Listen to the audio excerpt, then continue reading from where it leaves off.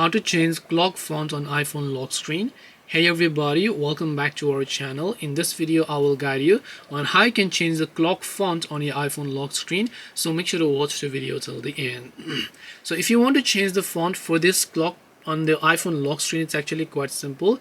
Just make sure you're on the lock screen and then just long press on it, and then just tap the option here known as customize, and then select your lock screen, and then just select your clock over here.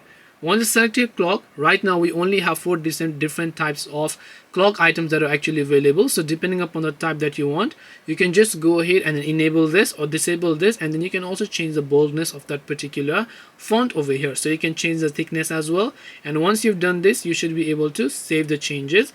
And as a result, you have successfully changed your clock font on your iPhone.